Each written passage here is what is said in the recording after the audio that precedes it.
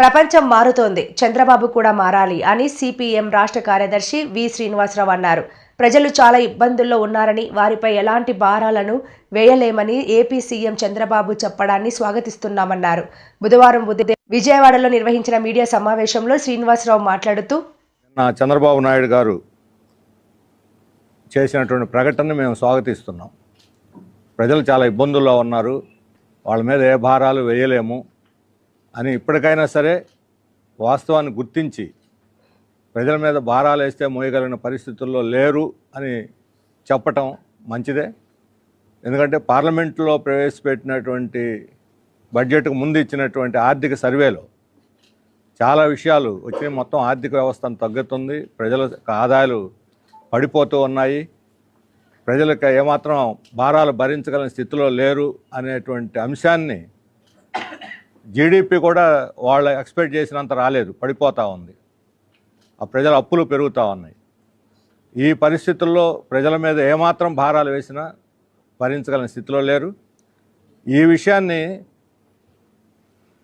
పార్లమెంట్లో ఈ నివేదిక ప్రవేశపెట్టక ముందే చంద్రబాబు నాయుడు గుర్తించి ఉండాల్సింది. ఇది ఒక అనివార్యమైనటువంటి అంతర్జాతీయంగా పెట్టుబడులని వెనక్కి వెళ్ళిపోతున్నాయి. భారతదేశానికి పెట్టుబడులు వస్తాయని రోజు ఓదరగొట్టే కొద్దీ ఉన్నటువంటి పెట్టుబడులు కూడా వెనక్కి వెళ్ళిపోతున్నాయి. షేర్ మార్కెట్లు తగ్గిపోతూ ఉంది. అంటే అంతర్జాతీయంగా ఉన్నటువంటి ఆర్థిక మాంద్యం యొక్క ప్రభావం ఈరోజు భారతదేశం మీద కూడా పడుతుంది. భారతదేశం అంతర్జాతీయ మార్కెట్లోకి పోయి బ్రహ్మాండంగా అభివృద్ధి సాధిస్తాం, 7%, 8% అభివృద్ధి సాధిస్తామని నిర్మలా సీతారామన్ చెప్పిన మాటలన్నీ బోగస్ మాటలు. కేవలం కార్పొరేట్ శక్తులకి బలాన్ని ఇవ్వటం కోసం చెబుతున్న బోగస్ మాటలు తప్ప ఇందులో ఏమీ వాస్తవం లేదనేది ఆర్థిక సర్వే తేటతల్లం చేసింది. ఇప్పుడు చంద్రబాబు నాయుడు గారు ఇక ప్రజల మీద మేము అదనపు భారాలు వేయలేము అని చెప్పారు. మరి వేయలేనప్పుడు ఏమిటి? ఈరోజు అప్పులు పాలవుతున్న ఆర్థిక వ్యవస్థని, ప్రజలు అప్పుల్లో ఉన్నారు. మనం ఇంతకుముందు కూడా చెప్పాం, గత నవంబర్లోనే చెప్పాం, ప్రజలు అప్పుల్లో ఉన్నారు, మీరు అదనపు భారాలు ప్రజలు వేస్తే భరించగల స్థితిలో లేరు. ఆ రోజు ఏం చెప్పారు ఆయన?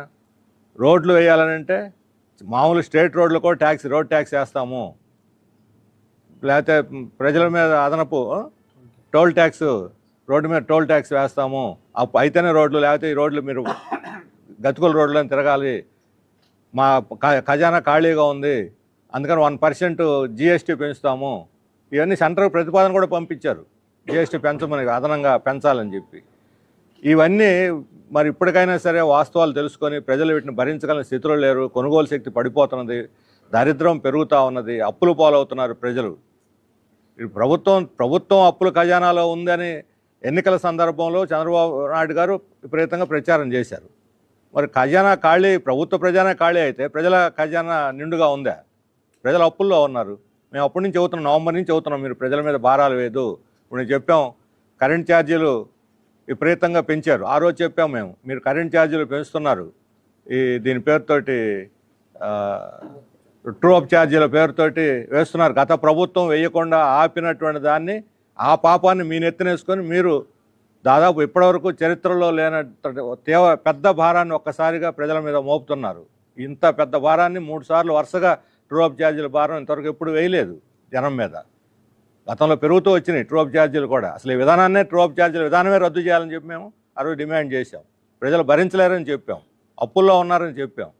అప్పుడేం వినలేదు. అన్నిటికీ ట్యాక్సులు వేస్తాం, మా ఖజానా ఖాళీగా ఉంది, ఇంక దీనికి ప్రత్యామ్నాయం లేదన్నవాళ్ళు ఈ రోజుకైనా వాస్తవాన్ని గుర్తించి ప్రజల మీద భారం వేయలేము అని చెప్పడాన్ని మేము స్వాగతిస్తున్నాము. ఈ మాట కట్టుబడి ఉండాలి.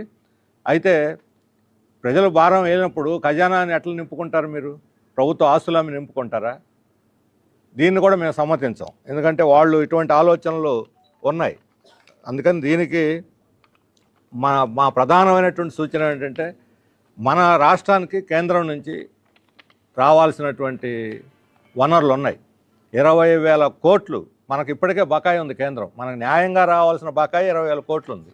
ఇది కాకుండా పోలవరానికి కేంద్రం కేవలం డ్యాము కట్టడానికి ఇస్తుంది, కానీ పునరావాసానికి ఇవ్వటం లేదు.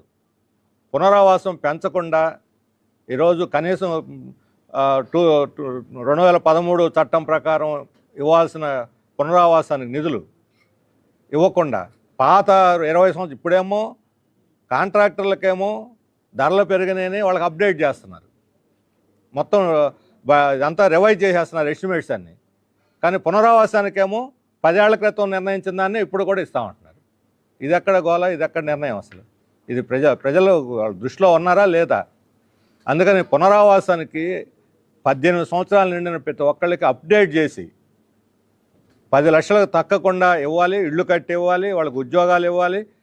ఆ రకమైనటువంటి ప్యాకేజీ గిరిజనులు, అక్కడ ఉన్నటువంటి అత్యధిక మంది గిరిజనుల ఆదివాసీల యొక్క రక్షణకు పూర్తి స్థాయి భద్రత వాళ్ళు ఇస్తేనే, గ్యారంటీ ఇస్తే అప్పుడు పునరావాసం జరుగుతుంది, పోలవరం పూర్తవుతుంది. లేదా పోలవరం ఇప్పుడు అక్కడున్న కాంట్రాక్టర్లకు మేలు చేసే 1000 కోట్లు పెట్టి మరలా తిరిగి అది డయాఫ్రమ్ వాల్ కడుతున్నారు. మామూలు డయాఫ్రమ్ వాల్ నిర్లక్ష్యందుకు కాంట్రాక్టర్ మీద చర్య తీసుకోవాలి, గోల్డ్ ఒడగొట్టి వసూలు చేయాలి. దాని బదులు కాంట్రాక్టర్ మళ్ళీ దోచిపెట్టేదానికి అక్కడ తీసుకుంటున్నారు. ఇదంతా ఎవరు భరించాలి? అందుకని మన కేంద్రం నుంచి రావాల్సినటువంటి బకాయిలన్నింటినీ పోలవరంతో సహా ఇప్పుడు వెనకబడిన ప్రాంతాలకు పోయిన బడ్జెట్లో ప్రకటించారు. ప్రకాశం, ఉత్తరాంధ్ర, రాయలసీమల్ని ఒక్క పైసా ఇవ్వలేదు ఇంతవరకు. ఒక